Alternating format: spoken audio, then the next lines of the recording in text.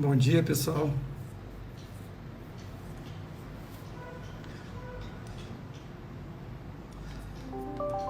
Bom dia a todos. Vamos lá. Nossa convidada já entrou aqui, eu vou.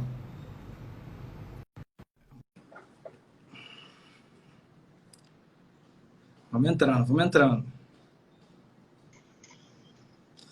Oi, Olá, Marcelo, tudo bem? Bom tudo bem, dia. Bianca? Bom Tudo dia. ótimo, e você? Tudo bem, graças a Deus. Primeiro prazer falar com você, né? A gente não se conhece pessoalmente ainda, mas essa crise, essa pandemia, de um modo geral, permite essas coisas, né? Esses encontros virtuais e essas interações, esses debates acadêmicos, que é muito legal, né?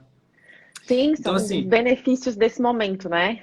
É, então, assim, para elas é uma honra ter você aqui, né? Até porque o tema da análise econômica do direito é muito caro a você, né? Você é mestre em análise econômica do direito, já li seu livro, muito bom. Não sei se você tem ele aí para fazer já o jabá, a promoção. É, Ah, é não tá diretora aqui da na minha BDE. mesa. Tá no meu escritório também. É diretora da BDE, a BDE também. Assim, e hoje a gente escolheu esse tema porque a gente vem vendo cada vez mais a análise econômica sendo citada nas decisões judiciais, não só de tribunais inferiores, mas de tribunais de cortes superiores, né? A gente teve algumas reformas legislativas, tipo a LIMPS, que muita gente fala que o artigo 20 seria uma sementinha da análise econômica do direito, naquele sentido que o juiz tem que analisar as consequências da sua antes de decidir, enfim, liberdade econômica. E é isso que a gente queria ouvir um pouco de você hoje, sempre com a pegada prática do advogado. Eu vou te passar a palavra, vou colocar aqui, fixar na tela aqui o tema da nossa live para considerações iniciais. E depois eu começo a fazer as provocações. Pode ser? Claro, claro. Primeiro eu queria te agradecer, Marcelo. Para mim é uma honra estar aqui falando na ESA do Rio de Janeiro. De fato, muito obrigada pelo convite. Espero um dia te conhecer pessoalmente, estar pessoalmente aí falando para os advogados e para as advogadas do Rio de Janeiro.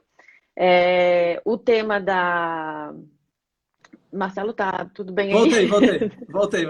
Voltou? Realmente o tema da análise econômica me é muito caro.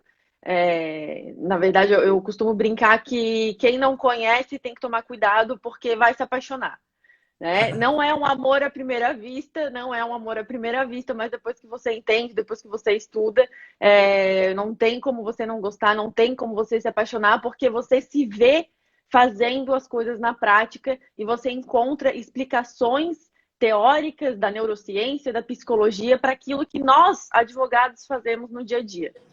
Né? Então, a minha intenção aqui é esclarecer um pouquinho para vocês sobre a análise econômica tradicional, chegando até a análise econômica comportamental, e eu vou trazer possibilidades de utilização desse instrumento na prática da advocacia. Né? Legal, maravilha, Bianca. Então, assim, aproveitar aqui e saudar, estou vendo vários amigos, vários juízes, estou vendo aqui um especialista no tema também, o Rodrigo Fux, que escreve sobre isso, fala sobre isso. Um dia a gente pode até fazer uma live em conjunto, que vai Claro. ser incrível, seria incrível. Mas eu queria te provocar inicialmente falando o seguinte: conta um pouco para a gente, assim, rapidamente, como é que surgiu essa escola de pensamento, quais são os fundamentos da análise econômica do direito, para a gente poder Uhum. começar a situar o público. Sim, tem uma certa controvérsia sobre o início, sobre os primeiros autores, mas a maioria cita o Adam Smith, mesmo o economista, né, que trouxe a teoria utilitarista como sendo uma base da análise econômica tradicional. Né? E, basicamente, assim, já era o que eu ia iniciar falando, os fundamentos da análise econômica do direito são basicamente três, né? A racionalidade, a escassez e a maximização da utilidade. Né? Bom, o que seria a maximização da utilidade? É o pressuposto de que quando nós vamos realizar as nossas escolhas e tomar as nossas decisões, nós maximizamos essas escolhas, ou seja, nós faremos aquela escolha ou tomaremos aquela decisão que mais benefício nos traga. E essa utilidade, maximização da utilidade, pode ser tanto o seu bem-estar, o seu prazer naquele momento, a decisão que mais, digamos, benefício financeiro vai te trazer. Seria a maximização do seu prazer em determinada situação a depender da escolha. Né? E o pressuposto da análise econômica tradicional é a escassez, no sentido de que as coisas são finitas como um todo. E pelo fato das coisas não serem infinitas, é que nós somos obrigados a realizar decisões. Se todos os recursos fossem disponibilizados ao bel prazer de todo mundo numa quantidade que fosse infinita, nós não teríamos que realizar escolhas, nós não teríamos que tomar decisões. Né? Nós não teríamos um custo para tomar essas decisões, nós não teríamos custos de transação. Né? Então é como se fosse um ciclo. Você tem escassez, a escassez leva à necessidade de tomada de escolha, de realização de escolha, e por sua vez você tem que realizar essas escolhas de forma racional, de forma racional. E aí a racionalidade para análise econômica tradicional é o pressuposto do custo-benefício. Né? Você deixa de lado as emoções, você deixa de lado critérios psicológicos para pressupor que você tomaria a decisão que mais benefício lhe trouxesse naquele momento. Ou seja, isso é a maximização da utilidade. E qual que foi a intenção da análise econômica clássica e tradicional em estabelecer esses pressupostos? Foi encontrar padrão de conduta e de comportamento das pessoas. Né? Um exemplo clássico, a lei da demanda e da oferta.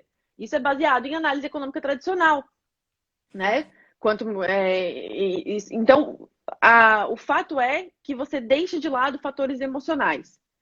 E aí a gente pode trazer isso para dentro do processo e para dentro do contexto do Poder Judiciário brasileiro para entender como que nós podemos utilizar esse instrumento. Aliás, um parênteses aqui, uma das principais coisas que nós devemos entender é que a análise econômica ela não é um fim em si. Ela é um instrumento para o entendimento e para a análise do direito. Você não pode, por exemplo, ou ao menos não deveria, utilizar em decisões judiciais, por exemplo, a análise econômica para justificar uma finalidade, mas sim para utilizar como instrumento de análise de consequências, de externalidades negativas daquela tomada de decisão. Né? Então, trazendo isso para o contexto do Poder Judiciário brasileiro, né? Hoje nós temos um problema. Né? Qual que é esse problema? São as 80 milhões de ações que correm no Poder Judiciário brasileiro. Né? Tá quase chegando lá. Então, a gente está num patamar, segundo o último relatório do CNJ de 2019, nós estamos com 78 milhões de ações, o que dá uma média de 4 mil processos por juiz. Né? Por juiz. E nós temos que entender que em determinadas matérias, falando de direito material, o juiz não é especialista naquele caso. Né? E aí você imagina, ele tem lá 4 mil processos. Como julgar aquilo? Como julgar? É difícil do juiz fazer isso. Né? É difícil, a depender da especialidade. Quando você vê, por exemplo, casos de direito imobiliário, que são casos especialíssimos, ou qualquer outra matéria, ou recuperação judicial, né? Falando aqui um pouquinho de direito empresarial, como que o juiz lida com aquilo, com toda essa gama de matérias e com 4 mil processos na mesa? Então, o que eu queria dizer para vocês é que, do ponto de vista da análise econômica, você propor uma ação judicial hoje é como você entrar num ônibus lotado, parado, engarrafado em Copacabana, entendeu? Então, e hoje em dia, esse ônibus ainda vai estar contaminado com a Covid-19. Não basta estar engarrafado. É o caos, entendeu? É o caos. Agora, Bianca, pegando um gancho nisso que você falou, que eu achei muito interessante, da ideia da racionalidade, da escassez e principalmente da maximização dos resultados, né? O próprio Código de Processo Civil tem vários exemplos, né, de situações onde a parte pode melhorar a sua posição. Né? Eu até te mandei lá a minha tese de doutorado que eu estou desenvolvendo. Vários incentivos econômicos, né, que a parte antes pode, se ela pagar antes, ela tem um desconto. Enfim, e aí a gente pode pensar em negócios processuais, os honorários sucumbenciais recursais, que é uma penalidade que também mexe com a questão econômica. Você acha que isso tem tudo a ver, dialoga bem a análise econômica com isso tudo? Sim, com certeza, com certeza. Você pode fazer uma análise, principalmente em relação aos custos, ou outros dispositivos, até mesmo do Código Civil, por exemplo, aquela alteração que teve lá em relação à desconsideração da personalidade jurídica e da própria formulação de contratos, de você verificar a finalidade econômica daquele racionalidade momento, econômica. A racionalidade econômica daquele momento. Então, claro que é muito difícil porque você entra numa subjetividade muito grande, né? Como determinar isso também? Mas é certamente um caminho sem volta, né? O que a gente pode perceber é que a jurisprudência em relação à análise econômica, ela está vindo de cima para baixo, né? O STF usa muito, né? O ministro Luiz Fux usa muito, alguns ministros do STJ também usam, principalmente em relações, já vi decisões em relações consumeristas, né? Em decisões contratuais. Então, é um caminho que eu vejo assim que é um caminho sem volta e que certamente vai fazer a diferença no nosso contexto judiciário. Mas só fazendo um gancho aqui, né, Marcelo? Dentro dessa loucura que é o nosso judiciário, com essas 78 milhões de ações e os 4 mil processos por juiz, como que o advogado ele pode utilizar a análise econômica tradicional, a tradicional, né? A gente já vai entrar na comportamental. Como que ele pode usar a análise econômica tradicional no seu dia a dia, né? O que a gente pode traçar aqui são critérios para a realização da tomada de decisão entre propor uma ação judicial ou celebrar um acordo. Quando que você deve celebrar um acordo? Quando que você deve propor uma ação judicial? Porque nós não aprendemos isso na faculdade. O que nós aprendemos nas faculdades de direito é dogmática ou propedêutica ou disciplinas de filosofia. E aí, quando você vai para o mundo real, né? Vamos voltar para o mundo real. Chega lá um cliente para você, putz, propõe essa ação ou tem que celebrar um acordo? E como que eu faço isso? Nós não somos ensinados técnicas de celebração de acordo. Ninguém nos ensina isso. E é muito louco, né, Bianca? Porque a gente aprende na faculdade, eu pelo menos me formei em 2002, assim, a gente aprende a contraditar a testemunha, mas não aprende a negociar, né? Sim, exatamente.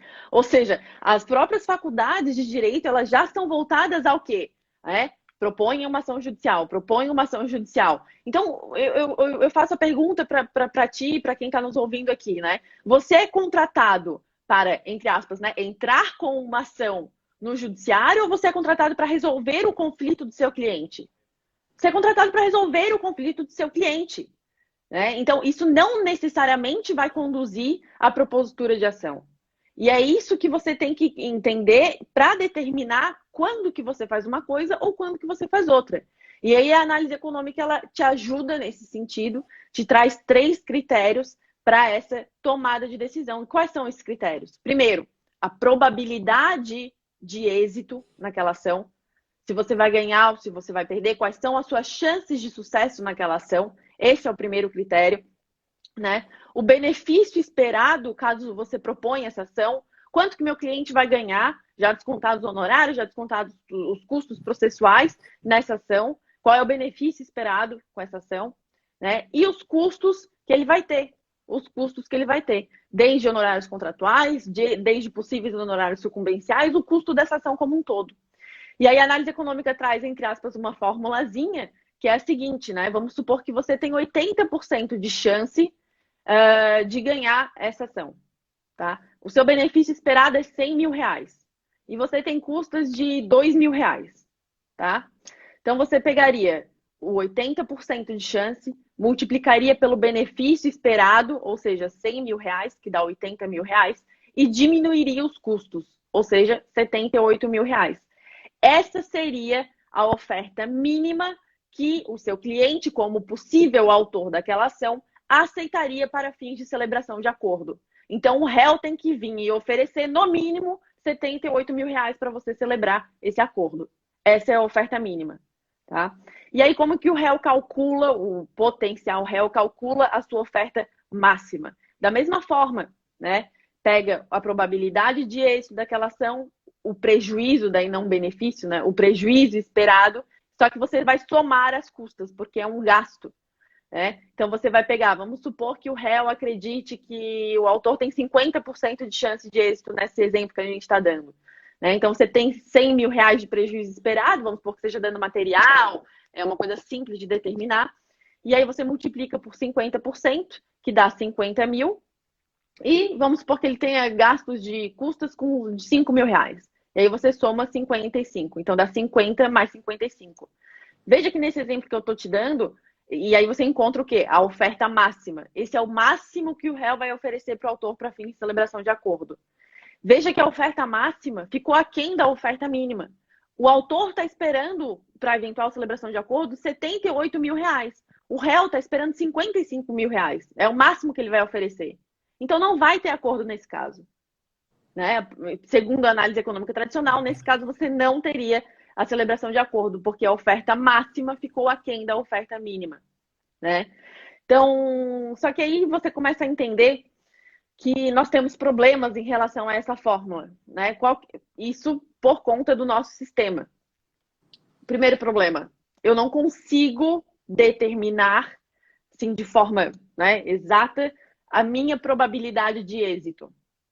Como determinar a probabilidade de êxito numa ação no Poder Judiciário brasileiro, em que se cai na vara X é uma decisão, se cai na vara Y é outra decisão, se for para o STJ é outra decisão e assim por diante. Daí né? porque a gente consegue perceber uma clara interface, uma simbiose, né, entre o sistema de precedentes ou de padronização decisória com a análise econômica. Porque se eu não tenho previsibilidade, eu não consigo, nesse primeiro critério, entender qual é o meu horizonte, né? Perfeito. E aí, quando eu comecei a estudar isso, eu fiquei assim, gente, mas como fazer isso aqui? Né? Como fazer isso aqui? E aí você começa a entender que a imprevisibilidade e a insegurança jurídica, e nós já vamos ver isso na economia comportamental, provoca um otimismo exacerbado das partes. Você acredita que você pode ganhar, porque na verdade você tem um ambiente de incerteza. E aí você começa a entender que essas duas grandezas, elas são diretamente proporcionais. Quanto mais incerteza você tem, maior é o seu otimismo em achar que você vai ganhar aquela ação. Consegue compreender? Claro. Porque o cliente vai olhar para mim e vai dizer, mas não custa a gente tentar.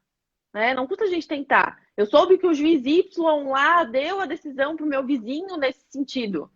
Né? Saiu uma notícia no jornal que o fulano ganhou uma ação dessa forma. E aí, como que você vai explicar?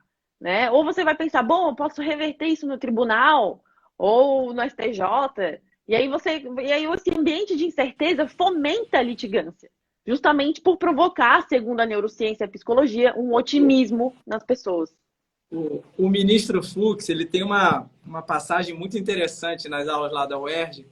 Ele fala o seguinte, que o brasileiro, ele tem uma litigância, uma recorribilidade assim frívola, né, compulsivo. Né? E ele brinca dizendo que até os nomes dos recursos atrapalham. Julgou a apelação. Aí você chega para o cliente e fala assim, olha, acabou. Agora só tem recursos para as cortes superiores. Aí o cliente, mas qual que é? Não, a gente tem o especial. Aí o cliente fica maluco. Fala, especial? Eu quero esse recurso. E quando você avisa que tem um extraordinário ainda, nossa, aí ele fica louco. Então, assim, ele brinca com isso, dizendo que a gente está sempre querendo recorrer, sempre na esperança de que vai mudar, né, o resultado. Sim, e efetivamente, e como os tribunais não se entendem, e as turmas dos tribunais em determinados assuntos também não se entendem, você fica nesse embate, né? No sentido de, poxa, será que não vale a pena eu tentar? Porque se cair na primeira turma eu consigo reverter essa decisão? Ou se cair, enfim, na Câmara X do tribunal, eu acho que eu consigo reverter essa decisão? Então, e isso, tá? Eu não sou só eu que estou dizendo, mas o ambiente de incerteza, segundo a análise econômica, ele provoca um otimismo exacerbado. E aí você já cria uma dificuldade de utilização da análise econômica tradicional. Porque o meu primeiro critério, que é a determinação da probabilidade de êxito, cai por terra. Cai por terra. Só que aí você tem que tentar encontrar alternativas para isso, né? Então, eu costumo dizer que os sistemas de predição, jurimetria, inteligência artificial, vêm ajudar o advogado nesse sentido. Você determinar a sua probabilidade de êxito. Você conseguir determinar minimamente. Até para saber o custo de eventual acordo, o custo de eventual ação, em tudo que congrega essa sua escolha entre propor uma ação judicial e celebrar um acordo. Né? Aí, já encerrando essa nossa primeira parte aqui da análise econômica tradicional, fica aí para o pessoal esse questionamento, né? Como que nós poderíamos melhorar a previsibilidade do nosso sistema? Né? Eu enxergo na tecnologia um grande potencial. Porque senão a utilização desse instrumento, dessa análise econômica tradicional, clássica, fica um pouco prejudicado diante dessa imprevisibilidade jurídica. E o mais engraçado, Marcelo, te contextualizando um pouco, é que quando eu comecei a minha pesquisa de mestrado, eu fiz 50 entrevistas. Eu não usei essas entrevistas na minha dissertação, mas eu tenho elas guardadas. Eu fiz 50 entrevistas com advogados, com juízes e com desembargadores, tá? E eu fiz um hall de perguntas e essas perguntas não eram respondidas ao vivo e oralmente. Eu gravava todas essas entrevistas, eram anônimas, todas anônimas. E uma das perguntas que eu fazia era: você acredita que há previsibilidade no sistema? Todos os advogados me respondiam que não, que o sistema é imprevisível, que não tem como saber, nananã. Aí, quando eu fui entrevistar os juízes, por incrível que pareça, todos me respondiam que sim, que o sistema é previsível. E ainda quase se sentiam ofendidos quando eu fazia essa pergunta. Aí eu falei assim, eu falava assim, não, tudo bem, sim, eu entendo, né? Que aqui na sua vara pode ser previsível, mas eu digo no sistema como um todo, né? E eles acreditavam, a sua grande maioria, alguns juízes, principalmente os juízes acadêmicos, falavam que não, que o sistema tem que melhorar, o sistema de precedentes, que tem que ter mais certeza jurídica, blá blá blá. Mas a maioria dos juízes me respondiam que sim, que o sistema é previsível.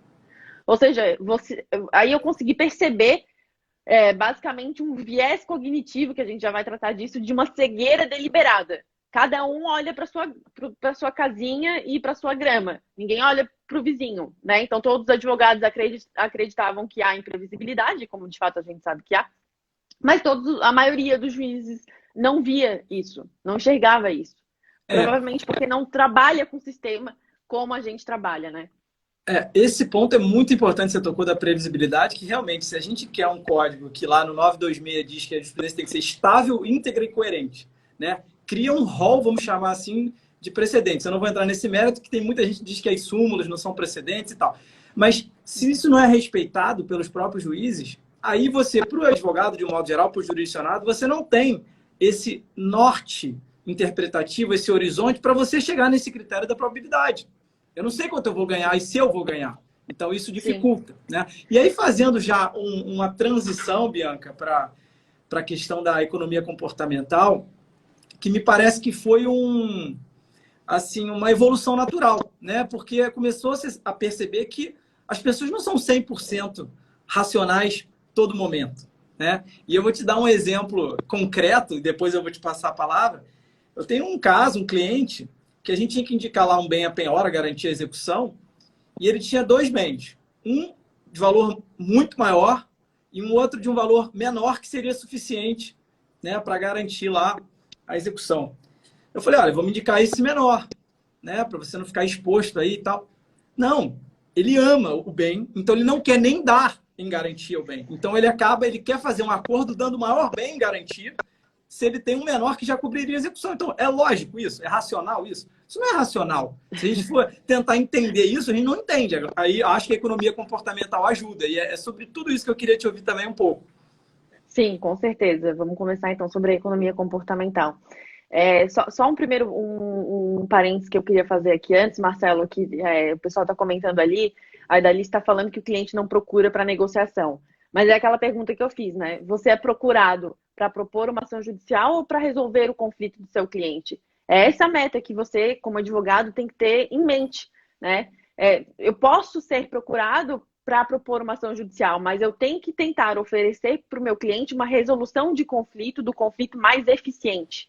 Mais eficiente. E é por isso, Bianca, que quando eu estou assim, nas aulas de graduação de mediação, arbitragem, conciliação, o que eu falo? Gente, é igual eu médico. Se você vai ao médico e ele fala, Bianca, você tem que operar, você fala, calma, deixa eu ir ao outro médico. Se o outro médico fala, não, Bianca, aqui dá para fazer aqui passar um remédio, uma pomada, você vai ver que tem um tratamento mais adequado. Então, aquele advogado que só quer judicializar, ou seja, que só quer operar o paciente, ele acaba que com o tempo ele vai ficando fora de moda, porque você tem que ter essa caixa de ferramentas realmente, esse cardápio de medidas, de opções, para oferecer, falar, olha, nesse caso aqui a melhor solução é a negociação, é a arbitragem, é a mediação. É claro que às vezes a gente não vai poder celebrar o acordo e vai ter que propor a ação judicial. E talvez até mesmo seja essa a intenção, propor a ação judicial para evitar alguma obrigação, né, o uso do poder judiciário com essa finalidade, com o tempo do processo para, enfim, postergar aquele conflito. A gente sabe que tem esse uso também do poder judiciário, né? Mas a questão é justamente essa, de você encontrar a solução mais eficiente naquele momento, né? Sem dúvida nenhuma. Mas passando aqui agora para a análise econômica comportamental, o primeiro ponto que nós temos que entender é que a análise econômica tradicional, que é aquela da racionalidade, da maximização da utilidade, ela não se contrapõe à análise econômica comportamental. Uma teoria é a evolução da outra. É como se a análise econômica clássica e tradicional tivesse sido aperfeiçoada pela análise econômica comportamental. Durante muito tempo, houve críticas contundentes contra a economia comportamental, né, principalmente dos autores da análise econômica clássica, dizendo que era um absurdo, que os viés cognitivos já fazem parte da nossa biologia, então a nossa decisão não deixaria de ser racional por isso, enfim. Mas com o passar do tempo, com o passar dos anos, as inserções da análise econômica comportamental, elas passaram a ser aceitas como um todo na análise econômica. E a gente tem o Behavior Law e Economics, que é a análise econômica comportamental do direito, né? E qual que é a diferença entre a análise econômica clássica tradicional e a análise econômica comportamental? É a aceitação e a inserção de que critérios psicológicos podem influenciar na nossa decisão e influenciam a nossa decisão, né? A emoção, né? A raiva que eu estou sentindo naquele momento, a mágoa que eu estou sentindo naquele momento, a minha tendência de corroborar, de buscar elementos que corroborem o meu posicionamento, né? Que é o viés confirmatório que nós já vamos tratar. Então, todos esses critérios psicológicos estabelecidos pela neurociência foram, digamos, incorporados pela análise econômica clássica, que de forma alguma perdeu a sua utilidade, né? Todas as teorias estabelecidas pela análise econômica clássica continuam tendo a sua funcionalidade justamente para estabelecer padrões de conduta, né? Essa é a grande finalidade da análise econômica clássica. E aí eu disse para vocês que a análise econômica clássica tem 3 pressupostos: escassez, racionalidade e maximização da utilidade. Quando você transfere isso para a análise econômica comportamental, o que muda? A racionalidade, em vez de ser uma racionalidade ilimitada, passa a ser uma racionalidade limitada. A maximização da utilidade passa a ser substituída pelo critério da satisfação. E já vou explicar isso, né? Primeiro ponto sobre a racionalidade, né? Daniel Kahneman e Amos Tversky, e eu tenho sérias dificuldades em pronunciar esse sobrenome, eu sempre digo isso, porque eu estava esperando essa live para te ouvir. Para ouvir isso. Como é que soletrava? Como é que falava? Nossa, é TV. Eu sei que não tem vogal, assim. Não, fala rápido que dá certo. Amos Tversky. Enfim, mas a gente tenta, né? Eu tô tentando, a gente um dia melhora a pronúncia aí. Mas realmente é impossível esse sobrenome. Mas o cara foi um gênio, assim. Foi um gênio. Infelizmente ele já não está mais entre nós, mas ele foi um gênio junto com Daniel Kahneman, né? E esses 2 autores, ao contrário do que muita gente pensa, não atacaram o fundamento da racionalidade, mas o fundamento da maximização da utilidade. Dizendo assim, olha, o sujeito, o indivíduo, na realização de suas escolhas, ele não vai chegar na melhor escolha possível e ideal daquele momento. Ele vai parar quando ele se satisfizer com a primeira possibilidade. Então, um exemplo que eu gosto de dar é o seguinte: imagina que você está procurando num palheiro uma agulha para costurar, né? Você vai procurar a agulha mais pontuda dentre as 50 agulhas que tem ali, ou uma agulha útil e possível de costurar o que você quer. Você vai parar de procurar quando você encontrar uma que caiba naquela sua intenção, que seja suficiente para aquele fim que você está propondo, né? E aí você vai deixar de lado a agulha mais pontuda. Então, segundo a análise econômica comportamental, a sua força de vontade é uma força de vontade limitada, né? E aí a gente pode entrar na questão dos Só um parênteses aqui que eu lembrei de pessoal que estuda análise econômica e economia comportamental tem muitos experimentos, né? Fazem vários experimentos. E tem um que eu acho muito legal, assim, pesquisas, que é bem simples. Mostra bem o que você está falando, de que às vezes existem vieses e heurísticas que contaminam a escolha, né? Aí o exemplo que eu não lembro qual pesquisador que fez, ele das frutas, né? Perguntou assim: Bianca, você prefere maçã ou banana? Aí você fala, maçã. Bianca, você prefere maçã ou pêssego? Aí você fala, pêssego.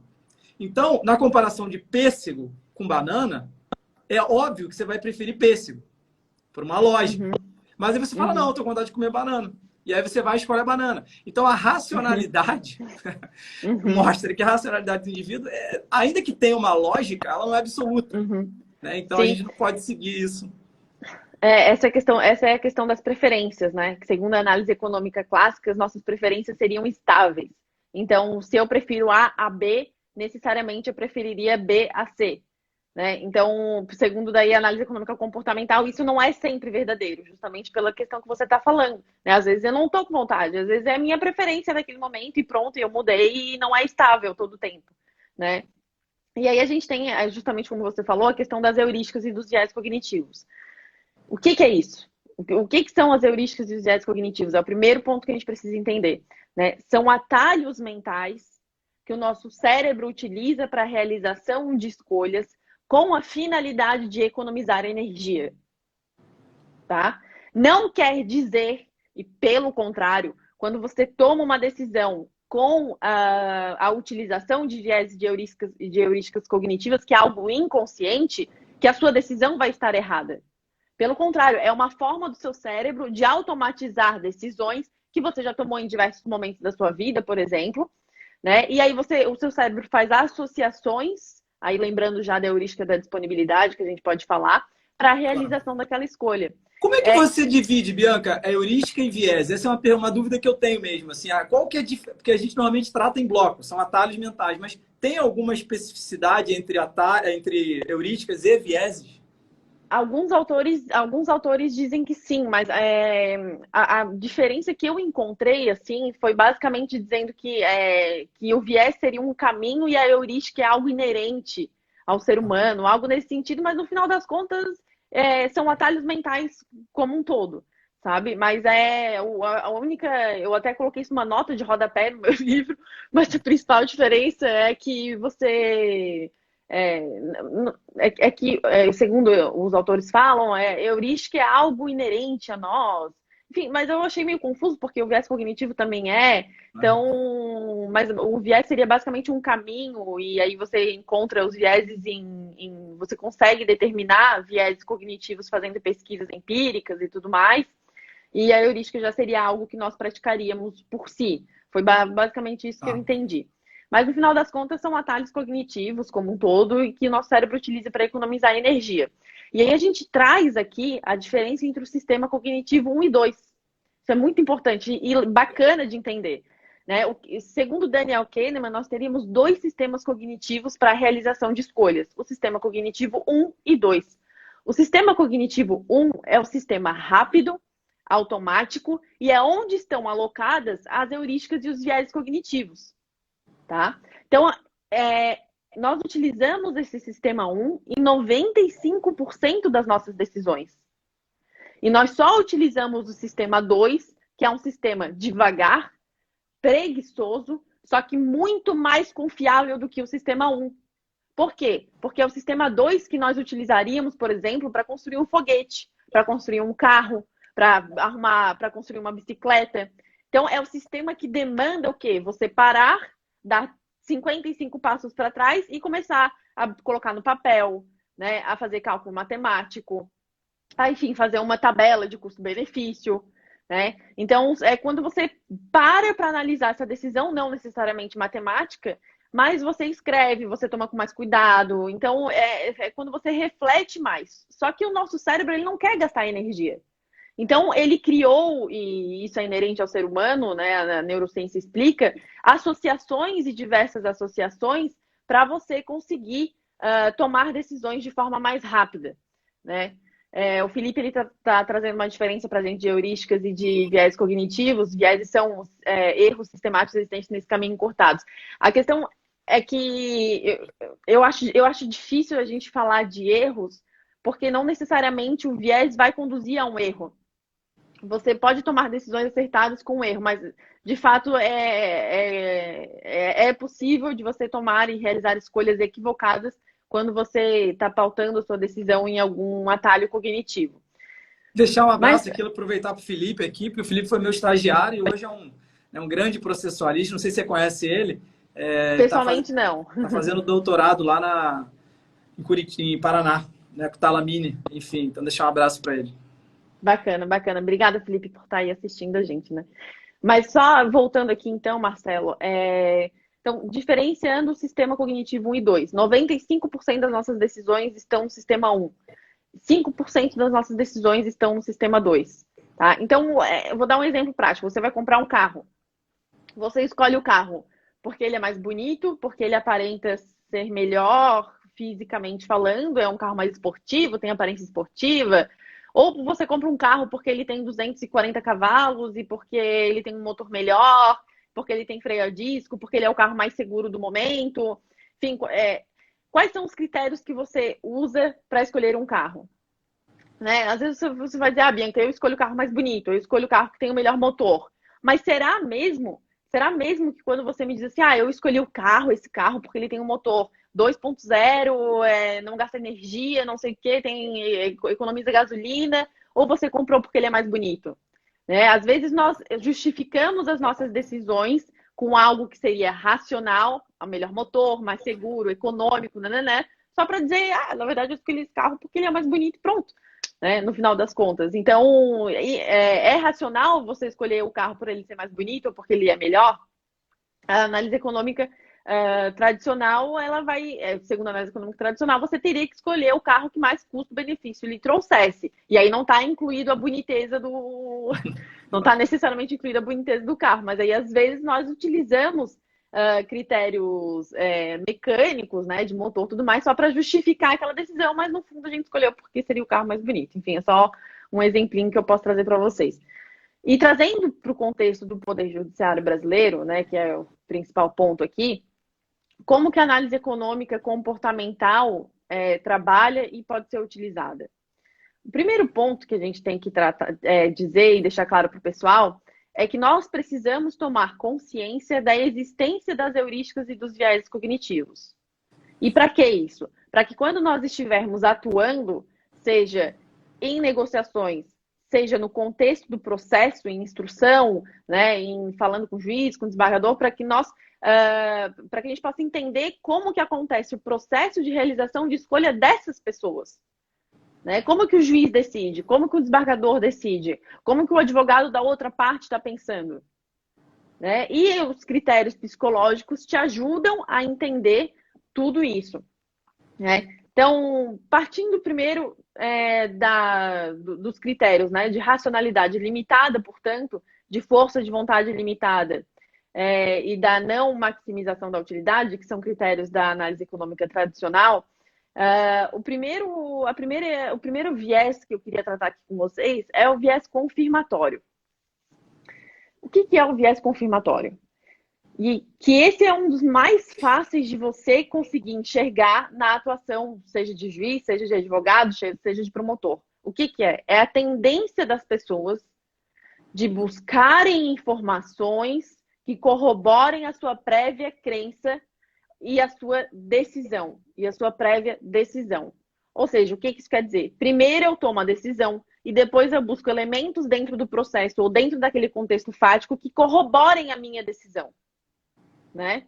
O professor Lênin Streck tem uma metáfora que ele diz o seguinte: você atira a flecha, aí depois você vai lá e pinta o alvo. Então você sempre vai acertar, né? Você só busca o que é bom para você. Sim. Sim, e aí você tem que encontrar meios, né, de dissonância cognitiva, digamos assim, para mitigar a força desse viés cognitivo. Então, trazendo para o processo civil, né, a gente tem diversos momentos, traçando uma linha do procedimento comum, que você poderia verificar a existência do viés confirmatório. Né? O primeiro ponto é o juiz que dá uma liminar. Será que ao longo do processo ele vai buscar confirmar essa liminar? Né? O juiz que interfere na produção de prova, o juiz que participa da audiência de conciliação e de mediação. Não é uma regra, mas ele pode participar. E ali ele dá dicas, ele fala, você pode fazer assim, você pode fazer assado, ou seja, ele tenta ali conciliar as partes. Será que ali naquele momento ele já não está enviesado para tomar uma decisão futura? Como esse quebrar ponto, esse enviesamento? só fazendo um parêntese nesse ponto rápido, disso tudo que você falou, me preocupa muito a produção da prova de ofício. Porque muitas vezes a liminar, o juiz deu, aí mudou o juiz, o processo demora 2, 3 anos para julgar, já é outra. Agora, o juiz que defere a prova de ofício, ele já está pensando em criar um campo para conceber a futura decisão dele. Se as partes não pediram, e ele vai de ofício e pede, eu tenho muito medo da prova de ofício do juiz. Eu acho que quebra muita imparcialidade, sabe?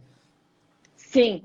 E aí eu já tive sérias discussões sobre essa possibilidade, principalmente em aulas de pós-graduação, e aí o pessoal fala, mas o juiz ele tem que tomar a melhor decisão possível, então ele tem que ter o direito de, caso ele verifique a necessidade de requerer essa produção probatória.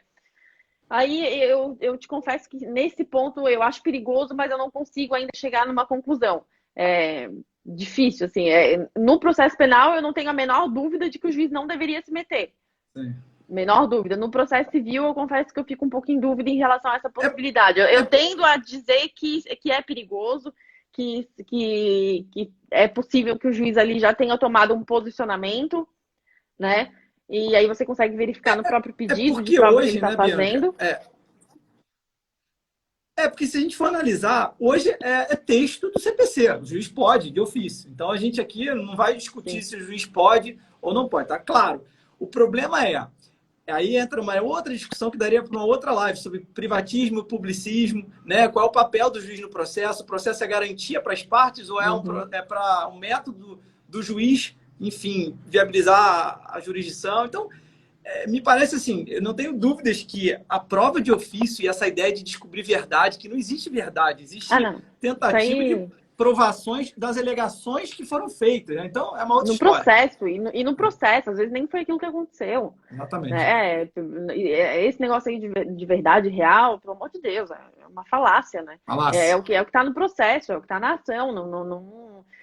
A verdade só vai saber quem participou e olhe lá, né? Quem participou dos fatos e olhe lá. Mas então, o viés confirmatório ele é muito proeminente, né? Numa apelação, por exemplo, né? O desembargador que confirma a sentença. E a gente sabe que é assim que as decisões são tomadas, Marcelo, né? Quando você apela, o que o assessor, né, do desembargador ou o próprio desembargador vai fazer? Vai abrir o processo. Abrir não, desculpa, porque o processo não é mais físico, mas na minha época ainda era. Vai rolar o processo, né? Vai rolar o processo. Vai lá para a sentença e vai olhar a sentença. E aí ele vai dizer assim, eu concordo com a sentença, então eu vou fazer o quê? Vou buscar elementos no processo que corroborem a minha decisão de concordar com a sentença. Então é muito difícil você quebrar esse ciclo, é muito difícil, mas é possível.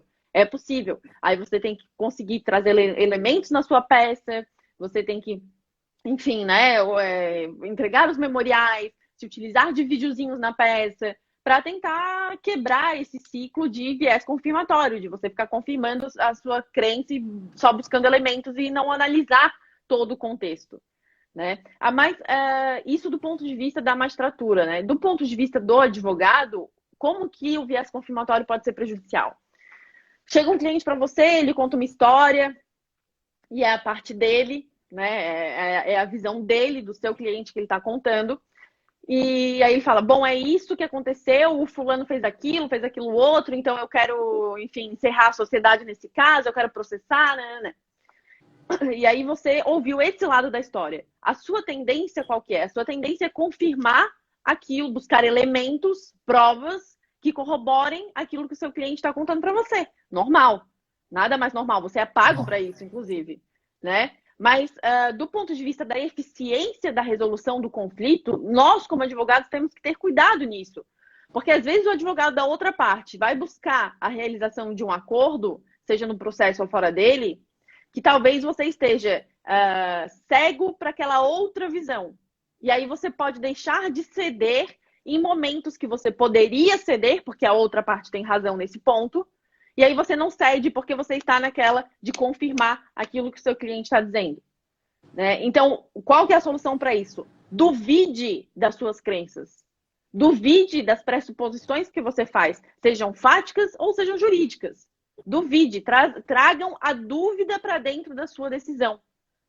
E como que você pode fazer isso? Tanto sozinho, né, pensando, raciocinando, quanto pedir para um colega fazer o papel do advogado do diabo. Ó, fulano, vem cá.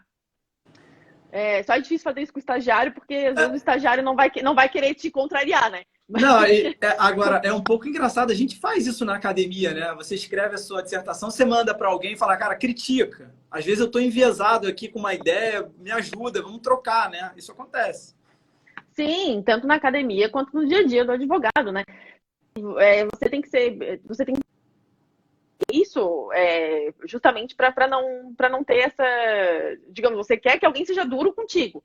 Ó, fulano, vem cá, seja duro comigo, estuda esse caso como se você fosse outra parte, me traz elementos e aí a gente conversa e aí você vai conseguir identificar onde que você eventualmente pode ceder para a celebração de acordo. Né? Ou até mesmo para, enfim, dentro do processo ou fora do processo. Nós também sofremos os reveses do viés confirmatório. Você Né? sabe, Bianca, que teve uma vez, que é um caso muito grande, assim, lá no escritório, importante, aí eu peguei minha equipe e dividi em duas. Falei, olha, vocês vão sustentar pelo autor e vocês vão sustentar pelo réu. E eu vou ser o juiz, em tese. E vou olhar onde tem buraco. Eu quero entender onde está o buraco. E, cara, foi uma experiência muito proveitosa, que muito do que a gente achava que era óbvio, a outra parte, na verdade, veio mostrar uma série de questões que estavam ainda obscuras. Exatamente, exatamente. O viés confirmatório faz isso. Sabe, aqui em Santa Catarina, ainda mesmo em Florianópolis, você vê cavalos andando na rua, né? No Rio de Janeiro, eu imagino que não. Mas volta e meia você vê cavalos andando com aquele sistema que se chama antolho, se eu não me engano. Que o cavalo, o pessoal coloca um negocinho aqui, né, para ele enxergar só um ponto, né? Para ele não ver os carros ao seu redor, para não se assustar. É isso que o viés confirmatório provoca na gente, né? Você olha ali para sua crença, para sua decisão. É uma visão de túnel, como se você estivesse Afunilada. entrando no túnel, né? Isso.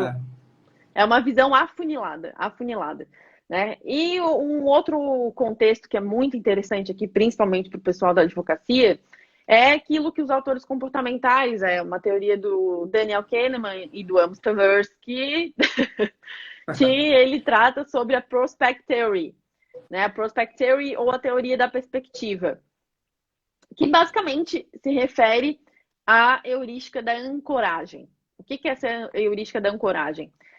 Por meio de pesquisas, os autores conseguiram descobrir que nós temos a tendência de nos ater a determinados números aleatórios. Números aleatórios, não necessariamente com correlação a alguma coisa. Então, na pesquisa feita, por exemplo, os cientistas perguntaram para 2 grupos de pessoas. Quantos países da África você acredita que fazem parte da ONU? E aí, antes de fazer a pergunta, eles giraram uma roda da fortuna, que tinha número de 0 a 100, e aí parou no número aleatório. Para um grupo parou no número 17, para o outro número parou no número 80. E aí eles perceberam que as respostas das pessoas ficavam mais próximas desses números para cada grupo. Então, o grupo do número 17 respondia 25, 30, 40. O grupo do número 80 respondia 60, 70, 90. Ou seja, nada a ver, sabe? Mas aí eles conseguiram determinar que nós temos a tendência do quê? De nos ancorar, né? Justamente vem o nome heurística da ancoragem, de nos ancorar em determinados números ou aspectos fáticos daquilo que a gente está tratando. Então, quando você vai fazer a celebração de um acordo, e para isso eu posso dar até um exemplo prático que aconteceu no escritório, como que você pode fazer? Eu tinha um cliente que ele era executado numa dívida de banco que já estava, por conta dos juros, em 78 milhões. E eram mais de 30 execuções que corriam concomitantemente em diversas comarcas. E aí o meu cliente ia à ruína. Ele ia à ruína com essa quantidade de dívida. Ele era um devedor solidário. E aí a gente tentou negociar com o banco, fazer negociações com o banco e tudo mais. A gente somou lá os valores originais. Bom, vamos fazer uma oferta. Que oferta que você faz nesse caso? Você faz uma oferta que a pessoa se sinta quase ofendida. Né? Você tem que fazer uma oferta que a pessoa se sinta quase ofendida. Olha, a dívida de 78 milhões, pago 7. Não, porque não sei o quê, porque nananã, a dívida originária era de 5, mas o juros já está em 78. Não, pago 7, pago 7, pago 7. Deixa correr o tempo, deixa correr o tempo. E aí, mas qual que é a intenção de oferecer, de fazer uma proposta tão baixa? Para você ancorar a outra pessoa. Você ancorou naquela proposta de 7. A hora que você oferecer 10, 12, 15, 20, já não fica tão ruim. Entendeu? A primeira proposta a pessoa vai ficar até ofendida. Não, pelo amor de Deus, não. Né? E a gente pode trazer isso para casos mais práticos. Só para terminar, a gente fechou em 15 ali. Então foi de 78, baixou para 15. Então, outros casos, né? Você tem um dano material, não dano material, mas dano moral, normalmente, que você consegue negociar mais, de 20 mil, né? O autor está pedindo 50 mil. E aí você tem que usar argumentos ao seu favor, né? Olha, fulano, eu te ofereço aqui 10. Pô, mas eu tô pedindo 50, como é que você tem a cara de pode me oferecer 10? Tudo bem, eu posso aumentar até 20, mas eu primeiro ofereço lá embaixo, 10. Para quê? Para que quando eu ofereça 20, que é o que eu queria pagar mesmo, ele interprete essa proposta como um ganho e não como uma perda. Uhum. Essa é a finalidade da heurística da ancoragem, de você ancorar, oferece uma proposta ruim, ancorou a pessoa a hora que você oferecer aquilo que você queria, que não é uma proposta tão ruim assim, a outra pessoa não interprete como uma perda. Né? Porque se eu oferecesse 20 logo de cara, a pessoa ia interpretar como uma perda. E nesse caso, o advogado do credor, no teu caso, certamente chegou para o cliente dele e falou, cara, veja, a gente conseguiu dobrar. Ela ofereceu 7, a gente fechou por 15. Incrível. Sim, incrível. No caso, banco é difícil, né? Mas deu certo nesse caso. Só que o que daí, trazendo para a teoria da perspectiva, isso significa? Há um pressuposto na análise econômica comportamental, tá? Um axioma, digamos assim. Nós somos avessos à perda. Ou seja, nós não gostamos de perder. O ser humano não gosta de perder. Então, se eu ofereço para ti agora, Marcelo, te faço a seguinte proposta. Marcelo, te dou R$900 agora ou 90% de chance de ganhar R$1.000. O que tu escolhe? Cara, eu escolho a chance de 1.000. Ah, não acredito! Não, tá me enganando! Mentira, 900, é claro que é, tava brincando.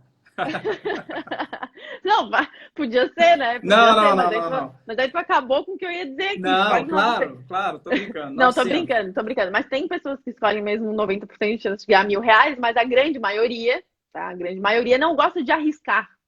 Porque o risco remete à possibilidade de perda. Né? Então você escolheria R$900 agora. Então você pode usar o tempo do processo a seu favor para celebração de acordo.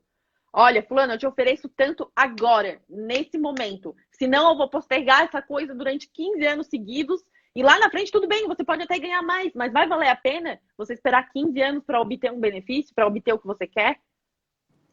A depender do caso, até pode ser que sim. Mas você pode usar essa aversão à perda e ao risco a seu favor, né? De oferecer propostas no momento imediatas para celebração de acordo. E aí, só que é engraçado porque, assim, quando você está diante de demandas frívolas, e segundo a análise econômica, demandas frívolas são demandas com baixa probabilidade de êxito, tá? São demandas com baixa probabilidade de êxito. Essa lógica de aversão à perda tende a se inverter. Vou voltar no exemplo dos R$900. Marcelo, R$900 agora ou 90% de chance de ganhar R$1 milhão? Cara, aí a gente vai para 90% de chance de ganhar R$1 milhão. Por quê? Porque você está vislumbrando um grande benefício, né? Agora, vamos pressupor outra coisa. Marcelo, R$900 agora ou 20% de chance de ganhar R$1 milhão? 900. 900? Eu acho que eu escolheria 20. 900 só, né? 900 é pouco. Eu acho que eu tô contigo aí, 20%. Não é baixo, mas vamos nessa. Bom, mas em geral, o que isso significa, né? Que os autores aí, eles É porque eu vislumbraram nunca ganhei essa... nada, Bianca, eu nunca ganhei nada em jogo, nunca ganhei nada em loteria, então Então, tu para mim não é é até uma difícil pessoa... pensar como eu vou ganhar dinheiro, mas tudo bem. Sim, mas a lógica dos bilhetes de loteria, que é justamente essa, é você o quê? Você tem um percentual baixo de ganho, baixíssimo de ganho, mas um alto benefício. Então, a história de aversão à perda, nesse caso, ela se inverte. Né? Nesse caso, você tende a arriscar a sua conduta. E aí, trazendo isso para o processo e aliando todo esse contexto ao benefício da justiça gratuita e ou as baixas custas do Poder Judiciário, você tem o quê? Baixo custo ou nenhum custo e algum benefício esperado. Algum benefício esperado. Por que não arriscar nesse caso? Por que não arriscar? E aí, Né? gratuidade, Então, justiça, juizado, cíveis, sem custas, quer dizer, tá aí, né? Assim, vamos tentar a sorte, uma roleta, né? sim, sim, exatamente. Então, por mais que você vislumbre uma baixa probabilidade de êxito naquela ação, se você é beneficiário da justiça gratuita ou se as custas são muito baixas, né, em alguns casos isso acontece, você tende a arriscar. Você tende a arriscar, vou tentar, vamos ver o que acontece, né?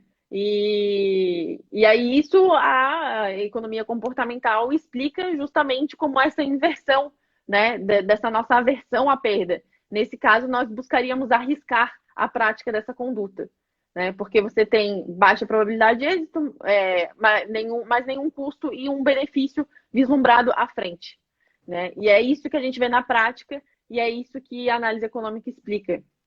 Exatamente com o que o Felipe estava falando ali, né? Risco quase zero quando você tem gratuidade. É. E aí, a alocação das custas também é um problema nesse sentido. Não estou falando de aumento ou não de custas, eu estou falando da mera alocação de custas. Você cobrar no início, no meio ou no final. Isso faz diferença. Isso faz diferença. E explico por quê. A regra do perdedor paga tudo joga as custas lá para o final, né? Com exceção ali das custas iniciais e tudo mais. Mas, em geral, honorário de sucumbência, blá, blá, blá, vai tudo lá para o final. Então, o potencial autor tende a pensar, tá, eu posso ter essas custas, mas elas não são imediatas. E aí você vislumbra a possibilidade de ganho. E aí você joga lá para o final as custas. Então, aumenta ainda mais a propensão de você litigar, nesse caso. Né? A intenção da regra do perdedor paga tudo era ótima. É ótima. Né? Na teoria, qual que é? Evitar demandas frívolas. Evitar demandas com baixa probabilidade de êxito. Porque se você tem baixa probabilidade de êxito, você não litigaria porque você teria que pagar tudo. Né? Só que a gente sabe também que esse nosso sistema da regra do perdedor paga tudo também não é bem assim.